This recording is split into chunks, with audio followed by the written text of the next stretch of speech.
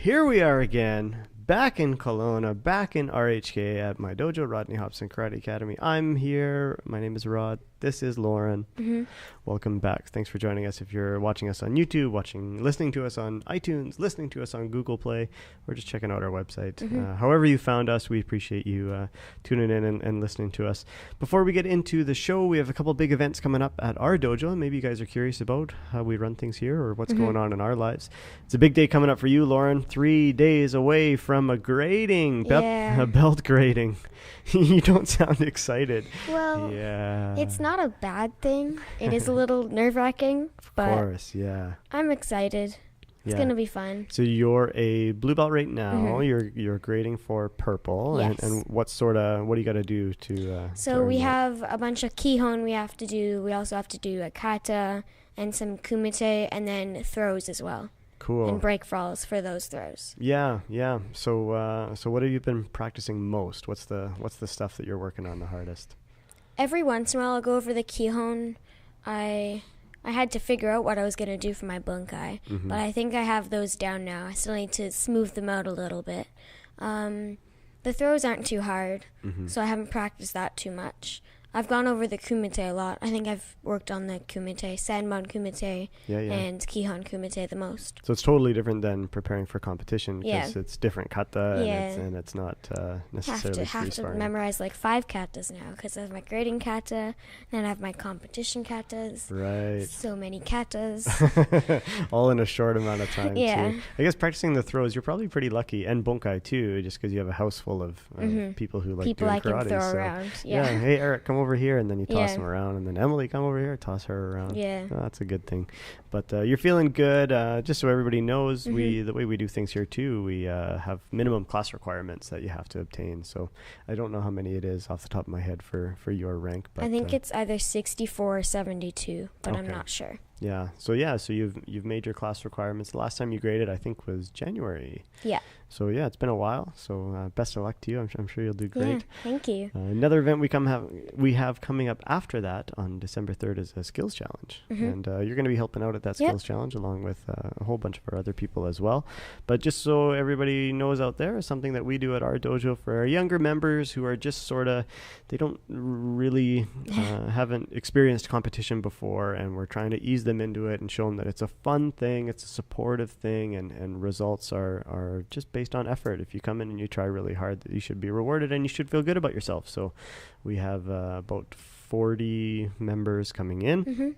They're going to be cycling through 8 stations that test their karate skills from balance and accuracy and physical conditioning and speed and strength, accuracy, power. Yeah, it's pretty exciting. We've done one event like this before. I think we did it back in June, and it was really successful, and everybody had a ton of fun. I liked watching all the kids just doing their stuff, having sure. fun. Yeah. No, it's a really good time. And then they get a cool little trophy at the end. Totally. And they're all happy because they're like, yay, trophies. Yeah, I mean, who doesn't want to bring home a trophy at the end of a hard day? Yeah, no, it'll be a really good time. So we're looking forward to that. That's December 3rd. And good luck at your grading. Yeah, thank you. Yeah, you're welcome. So episode 11, we're going to hit it right away. We got a great guest for you. And thanks for tuning in to our show.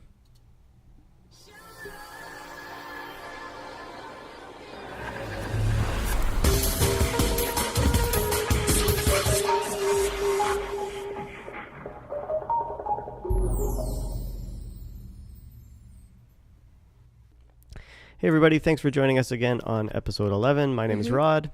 I'm Lauren. This is a great show we're filming in Kelowna, BC. Thanks for tuning in at RHKA here.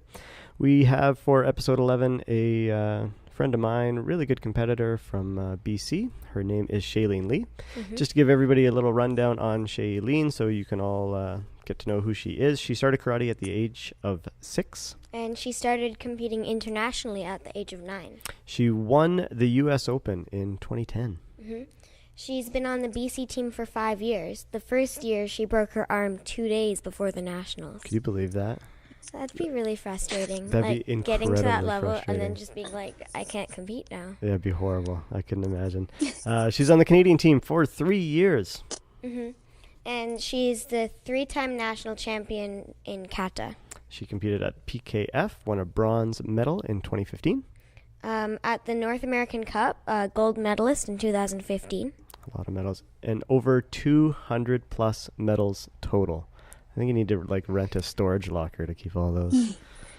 And she was the Sato Cup Grand Champion from 2009 to 2011. Steveston Grand Champion 2009.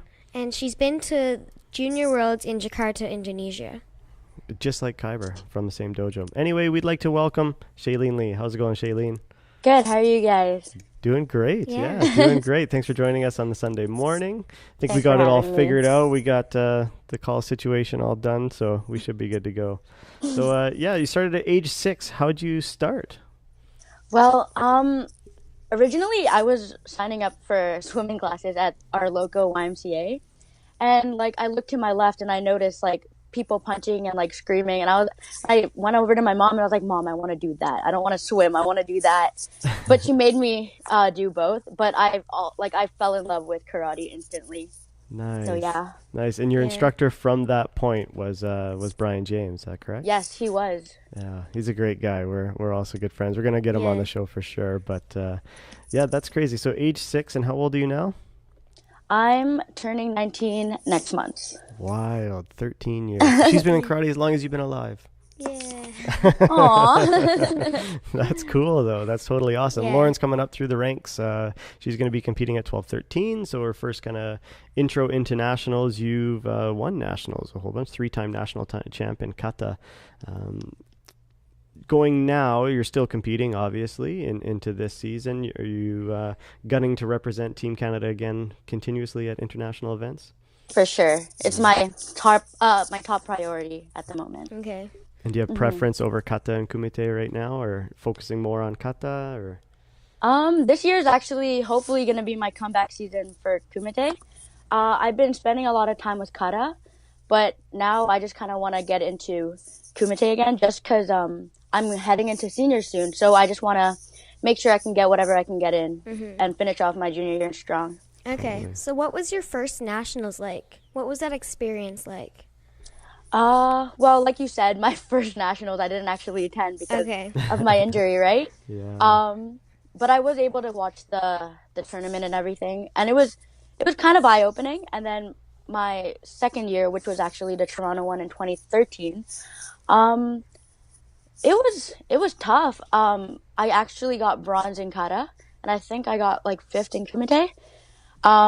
It was a great first time because it was just kind of more of a learning experience for me, just trying to learn how to compete with people from the province, and it was good. Yeah. Was it a step up?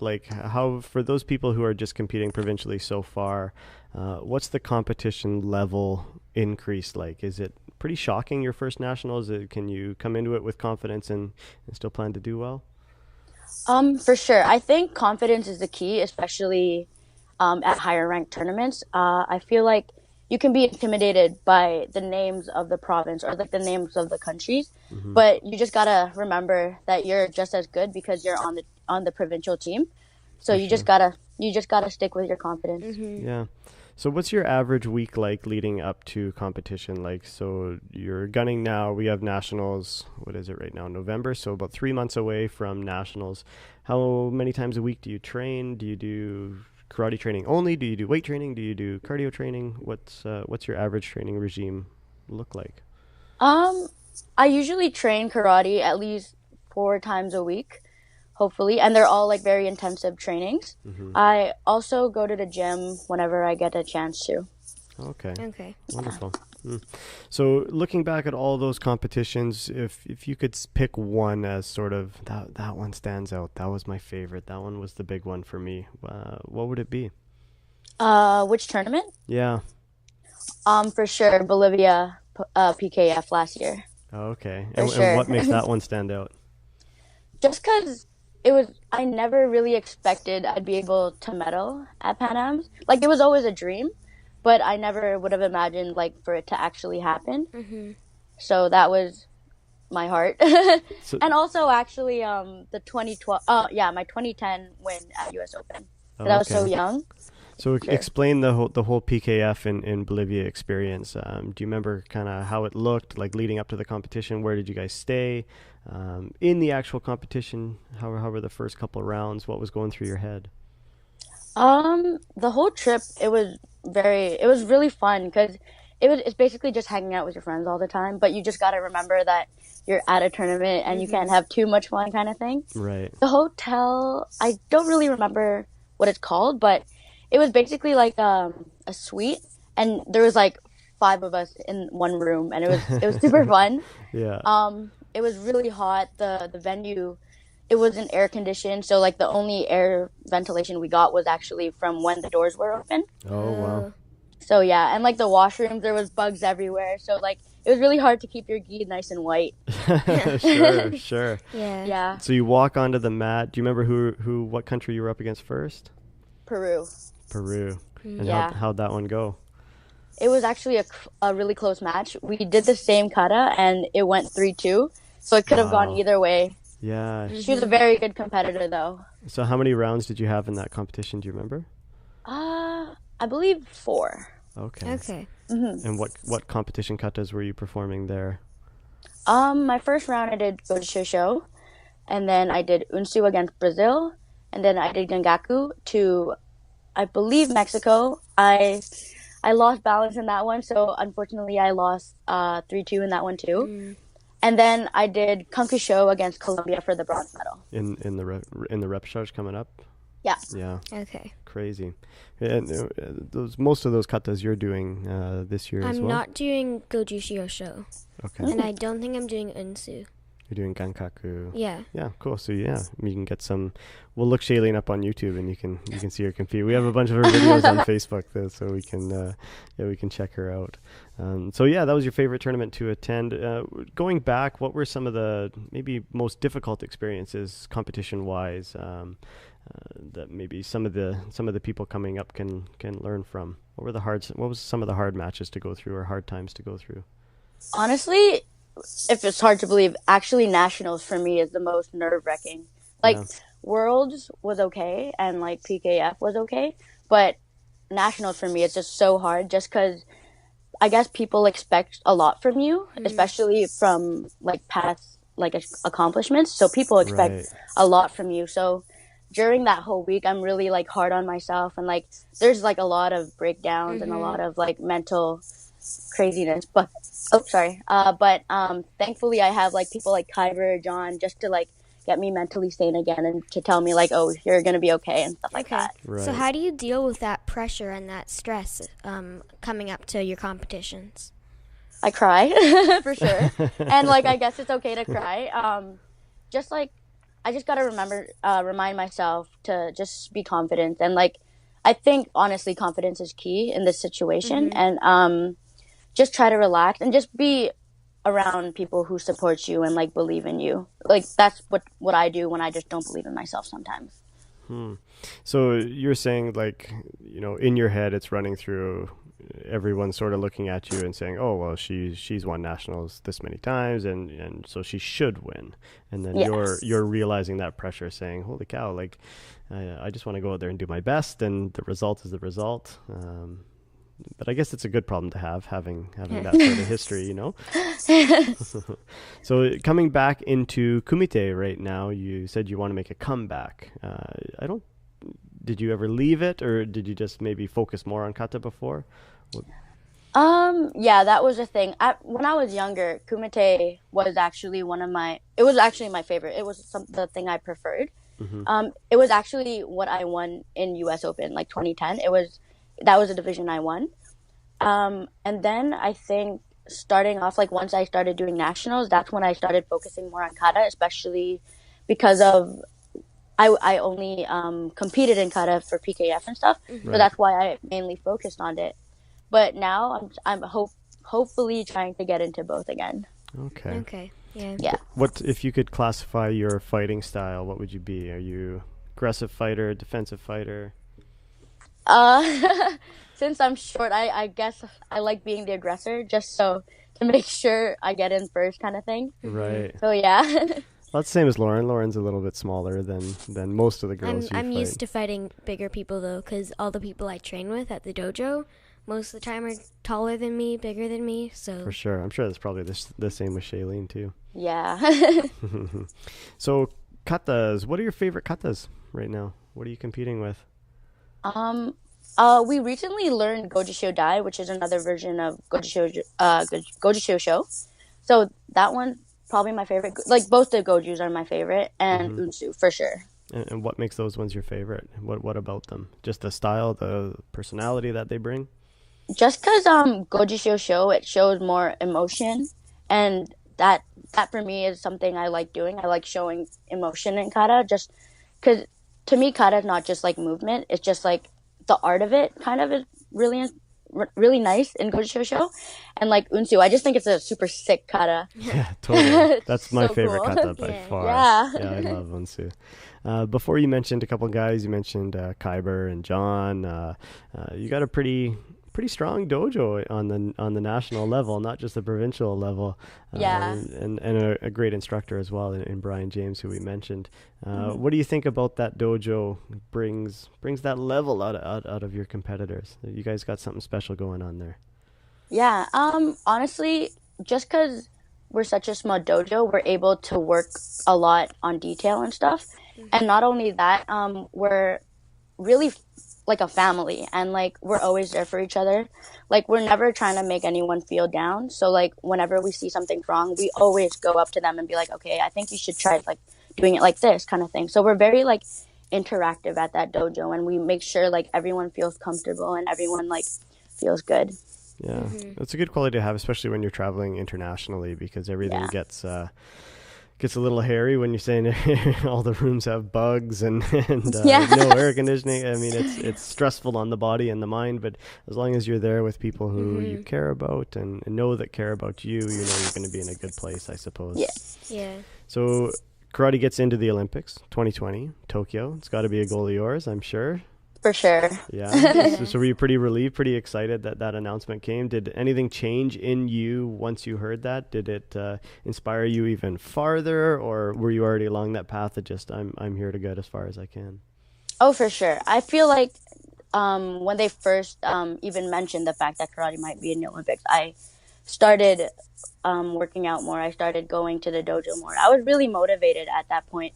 Obviously, there's going to be some times where you can't put in work, and that part actually makes me upset because like it makes me feel like I'm starting to get behind. Right. But 4 years, you can do a lot. So hopefully, it's a dream for sure. Oh, That'd be a great experience. I couldn't imagine it.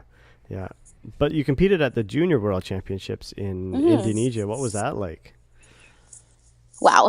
Honestly, I've never seen such great competitors, and especially because of the fact that most of these girls, I believe it was like 14, like the youngest age group was 14. Wow. So seeing people from 14 to like 20 years old, like to see their talent was such an inspiration. Because like at first, like I thought the people from PKF, like the Pan Americans were great. These people that compete are amazing. They're so eye-opening. It's such an inspiration. Like once I got home, I was so inspired to like work even harder because like we're so blessed to have what we have here, and the people, some like especially the third world countries, you see them like killing everybody on the mats, and they aren't as like blessed with like what we have and our like resources. It just kind of makes you want to take advantage of what we have.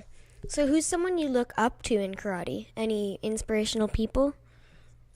Honestly, my sensei. I've never met someone so dedicated, and for him to be doing karate and like teaching karate for as long as he has, I honestly don't think I'd ever be able to do what he does. He's filled with knowledge, and he's such a humble man, and I don't know, I just love him. Yeah. No, he's a really good guy and from a really good family. Incredible. So going forward, your goals this year, you're heading out to Quebec in February, hoping to represent the BC team in Kata and Kumite, I'm sure.